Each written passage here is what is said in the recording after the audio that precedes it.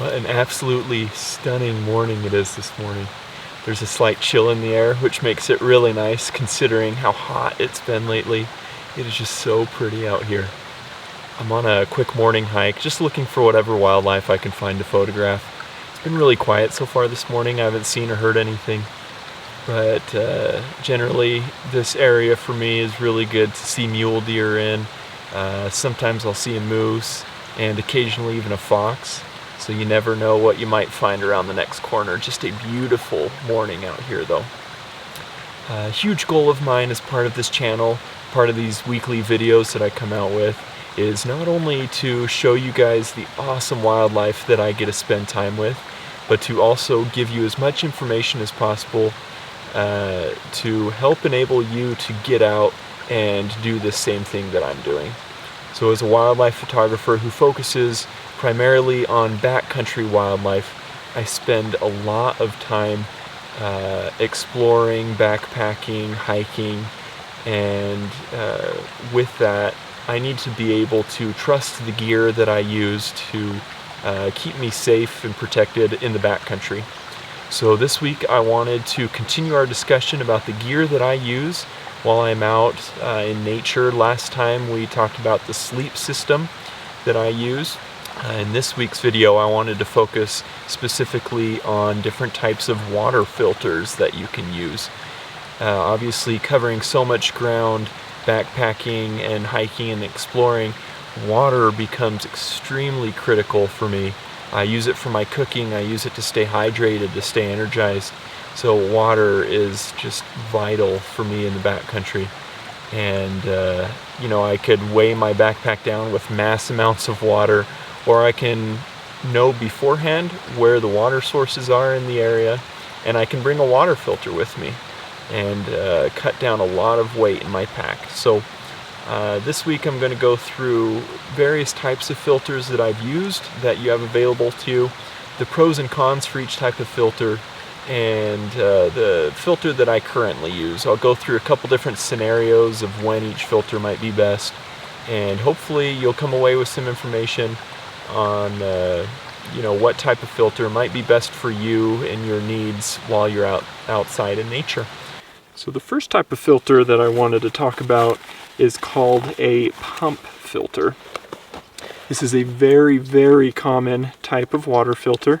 The actual filter cartridge is inside this. The main benefit of this type of filter is if you're camping with more than one person. So the reason I brought the filter on this camping trip is because I've got my son with me. And we just need to pump a bunch of water for the both of us and to cook our dinner. Fill up his water bottle, fill up my water bottle. So a pump filter is a very good filter to have if you've got multiple people and you just need to filter a bunch of water at once. Pump filters are great for filtering out bacteria, protozoa, things like Cryptosporidium, E. coli, different things like that. This is Katadyn Hiker Pro. I've used this filter for years, but when I go on my solo trips, I generally don't take this. Actually, I don't take it at all anymore unless I'm with multiple people. So the filter, it's got a larger filter down here, which filters out larger particulate and minerals, different things like that in the water. We don't have a ton of water to work with here, but we'll do what we've got. And then, like I say, the main filter cartridge is inside here, and I'll show you how this works. So let's make sure we've got enough water here. And you'll see, after you pump it for a second, there it goes, and see how much water we can filter very quickly. If you want to hold that right in there. And we'll fill his water up. It passes so fast. Yeah, this is a fast filter. No, I'm talking about like a fridge. Yeah, it's even faster than our fridge, huh? Yeah, but it squirts it out like a fridge. But you can see how fast this type of filter works, whereas a lot of the other types of filters that I'm going to show you in this video are not nearly as quick. But they've each got their pros and cons as well, which I'll review with you. So again, main pro of the pump type filter is the speed and just the amount of water you're able to filter. The main con in my mind is the size. This is a bulky filter compared to some of the others that I use, and that's the reason I stopped backpacking with this filter. Is just because it's big, it's bulky, and once you've filtered water through here, water gets trapped on the inside. And it gets a lot heavier. So with this type of filter, and all of these filters that I'm going to talk about, you want to clean them regularly. And I will show you how you clean this filter. If you don't clean this type of filter regularly, where the moisture gets trapped inside here, you can actually get mildew and mold and stuff growing on the inside of the actual filter, and that defeats the whole purpose at that point of having a water filter. If you've got mildew and mold growing on the inside of your filter, you've got problems. So you know, I'll leave it all put together for this trip, but after we're done camping here, I will show you how to take it apart and how to dry it out and make sure it's clean. One tip, because there is water in there, one thing you'll want to do after you're done filtering water, pull this out of the water and you will pump any excess water out, and that'll make it a little bit lighter. So you'll pump it until it's pretty much just air coming out. I knew that's what you were thinking, Dad. And then you can take it apart and keep going. Oh, there's still water spraying out. And yeah, that's a pump filter for you. Great filter to use, and one that I've used for years. Again, Katadyn Hiker Pro. I'll put links to all these filters in the description below. The next type of filter that I wanted to talk about is called a squeeze filter. These are extremely popular type of filters. The one that I use is a Hydro Blue Versa Flow. Very good filter. This is the main filter that I use now. You know, that pump filter that I showed you before is great for larger groups where most of the activity that I do is solo. This is all I need to carry. Very compact, very lightweight, very good filter. The way that these work is you've got some sort of water reservoir, water bladder, and it just screws right on. And just like the name indicates, squeeze filter, you just squeeze the water right out and it filters it. The reason I like these filters so much, aside from being so lightweight and so compact, is you can use them in so many different ways. So this one, for instance, has a universal, you know, threaded top here that can screw onto pretty much any water bag that you've got with the standard fitting. And then if you've got just a normal plastic water bottle as well, you can fill that up with your gray water. You can screw this right on top and you can drink straight from it. This one you can also splice into a Camelback hose. So you get your Camelback hose, you do have to cut it, but you would splice this directly into the hose, fill your Camelback reservoir up with your water, splice your hose in, and you can drink straight from that without pre-filtering the water, because as you drink, it's filtering the water through. So it is just a great versatile filter. Also, what I do a lot with this is I just keep it in my pocket on my backpack, and as I'm hiking throughout the day, if I know there's plentiful water as I go along the trail, I'm able to just drink straight from my water source, and it just works extremely well for so many different scenarios that you've got. So much like the pump filter, this filter is very efficient at getting any bacteria and protozoa out of the water, any larger particulate, organic matter, minerals, anything like that. It's very efficient at pulling that out of the water. It's very easy to clean, and I'll show you how to do that just like I did with the pump filter. So cleaning these squeeze filters, very simple to do. All you're going to do is something called back flushing. So in this water pouch here, I've got clean water that I've filtered. So my gray water was up here, I filtered the clean water through. all you're going to do to clean this filter out is reverse the flow. You're going to back flush. So you're going to squeeze the clean water through the other way, and that's going to push any of the sediment, organic matter, anything that the filter trapped previously when you were cleaning this water. It's going to push it right back through. And you want to do this quite regularly with your filters, just to make sure you're keeping them in good condition, making sure that they're clean. One thing I also do with these filters is you just want to toss out any water that's trapped inside. And then this filter, for instance, it's just got this little window right here. I don't know if you can see that, but you can see the actual filter component in there. You can see if there's moisture still in there. So I'll actually leave these open for a little bit when I get home from a trip. I'll leave them open and I'll let it dry out inside, just so I don't have a bunch of water that's trapped in there. Again, I don't want an environment for mildew or mold or something to start. So I'm going to just leave that open and let it dry out inside. And then once it's dry, I can cap these and pack it for my next use. Very easy to clean these. Very good filter. Highly, highly recommend it. Alright, the next type of filter that I wanted to cover with you guys is called a gravity filter. I'm actually going to use the same that Hydro Blue VersaFlow filter to show you how a gravity filter works, much like the name implies.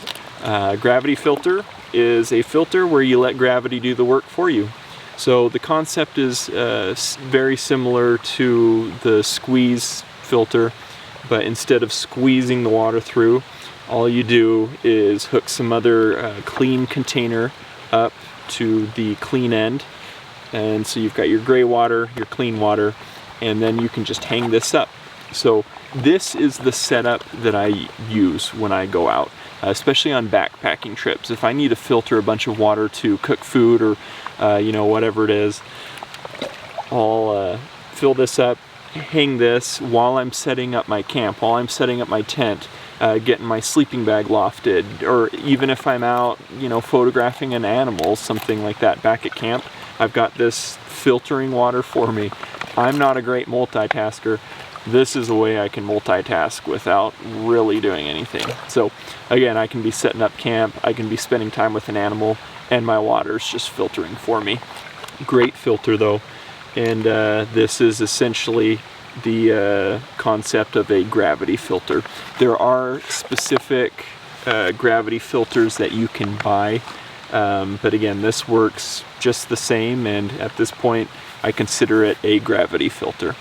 Great type of filter. Most gravity filters that you find out there, again, are very efficient in removing the protozoa and the bacteria from the water. The last type of filter that I wanted to discuss with you guys is called a UV filter. This is one I really don't use often unless I'm traveling internationally or in an area that I need to worry about filtering or neutralizing viruses. So all of these other filters that I've talked about today, as I've mentioned, they're very, very good at removing the protozoa, the bacteria from your water, all the larger or organic matter, particulate, stuff like that. What a UV filter does is it neutralizes viruses in the water, which most of these other filters that I've discussed today, they don't do that at all. There are some pretty expensive pump filters that can do that, but another alternative is to get something called a UV filter. So this is a SteriPen UV filter, and the way that this works is it has a UV light here. It's got a smaller light up here, which indicates when it's done neutralizing any viruses in your water. So essentially what you have to do with this type of filter is have some sort of open container that you can fill up with water. You activate the UV light and you just stir the water around. Depending on the amount of water that you're trying to filter, this will take longer obviously for larger amounts, It's best to use these for smaller quantities of water, just so you can make sure you're getting everything in the water. But again, you just stir it around, and the indication light there, once it's been an adequate amount of time, will indicate when you're done and when you've neutralized any viruses, any potential viruses in that water. Again, this is a great option for traveling through any areas where you do have to worry about viruses in the water. Most of the areas that I travel in, I don't have to worry about that, so this is not a filter that I use regularly. The pros and cons to this type of filter. The main pro to this filter, again, you're neutralizing viruses from the water, which most of these other filters, they don't do. The cons to this type of filter, first of all, it's battery operated, or you can get some that you recharge via USB or whatever. But either way, you're reliant on some sort of power source. So once it runs out of power, you got to recharge it. And if you don't have the means to do that in the backcountry or somewhere where you have to worry about viruses, kind of out of luck. So it is got some sort of power source that you need to charge or recharge. The next con to it is this does not filter out the larger organic matter, particulate in the water, things like that. So the recommended way to use this is to first use one of those other types of filters that I've discussed, where you're filtering out a lot of that larger matter in the water. So you would filter the water into an open container like this, and then you would use the UV filter to remove or to neutralize any viruses in that water. Just wanted to leave some final tips with you guys regarding the filters that I've talked about, as well as water in the backcountry. I kind of alluded to this before, but make sure you do your research beforehand. If you're backpacking through an area or hiking and you're relying on a water filter, make sure you've done the research to find out where the water sources are and what types of water sources they are. This may change as well depending on certain times of the year. So if you're traveling through an area in the backcountry in early spring and you notice, oh, there's streams everywhere, this is great, and you go back late summer or fall, some of those water sources may not be available for you anymore. They dry up and there might not be water accessible. So depending on the type of water source it is, if it's a natural spring that has water flowing year-round, you're probably good. But if it's just snow, runoff, something like that, snow melt, that's probably not going to be available later in the year. A tip on the filters, both the pump filter and the squeeze filter, gravity filters, if you use these types of filters in the wintertime, you got to be very cautious, because one thing that can happen with these is if you're filtering water and any moisture that's left in that filter, if it freezes, it can actually expand the filter cartridge or the micro tubes in there, and it can expand them, split them, and it can essentially compromise the integrity of the filter. It could then let larger things through that it's not designed to let through. So if you're using some of these types of filters in the winter time, just be very cautious. Make sure they're not freezing. And going along with that, each filter is made to filter a specific amount of water. So for instance, that HydroBlue VersaFlow filter that I showed you, I believe it's rated for something like 100,000 gallons of water that it can filter. That rating is assuming that you're cleaning it out regularly, that it's pretty pure water that you're filtering already, that it's not mud that you're filtering through it, but pretty clean source of water already. But just make sure you know for each filter that you're using how much water it's rated to clean, and make sure you're cleaning that filter regularly. If I'm using that filter and I'm getting anywhere close to what I think is 100,000 gallons of water, it's probably time to switch that filter out anyways. As I've talked about previously in this video, just make sure you're cleaning your filters regularly after each trip, and just make sure you're getting all that gunk out that you've filtered out of the water. With my gravity filter that I used it for 2 weeks straight, every day for 2 weeks on a backpacking trip recently. And when I went and cleaned that filter, I cleaned it throughout the trip, but at the end of the trip, when I cleaned that filter, I back flushed the water through, and I wish I would have gotten a video of this, but the water that I back flushed out of it was literally green coming out. Because I had filtered so much stuff out of that water, the water was coming out green, but when I filtered through a water like you're supposed to, it was coming out clear. It was drinkable, potable water, but you know, cleaning that thing out, it was gross. The water was coming out green. It was gross, but it showed me and confirmed to me that the filter was working as it was designed to. These are great filters. Make sure you're taking care of them, and they'll last a lot longer. Thank you so much, you guys, for watching this week's video. I have so much fun putting these videos together. I hope you enjoy them at least as much as I enjoy putting them together. I love getting out here in nature and just putting these weekly videos together for you guys. It's so much fun for me. So again, I hope you've enjoyed. If this is a topic that might not be interesting to you, thanks for watching anyways. I appreciate the constant support. This is information for me. Again, somebody who focuses a lot on backcountry wildlife. This is information for me that has been extremely helpful over the years. If I'm going out on a hike with just a water bottle or two, that's only going to get me so far.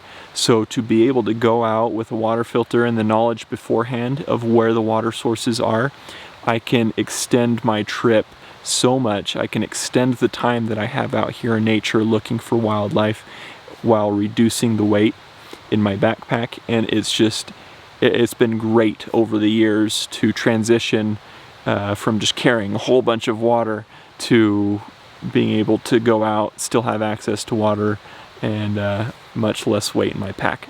It's been awesome. But yeah, hopefully it's been helpful for you. I'll be back at you next week with another video revolving around more wildlife. So if that's what you're looking forward to with these videos, hopefully that'll be more of an appealing video for you. But thanks anyways for watching again. And on that note, we will see you next week. Have a great week, you guys. We'll see ya.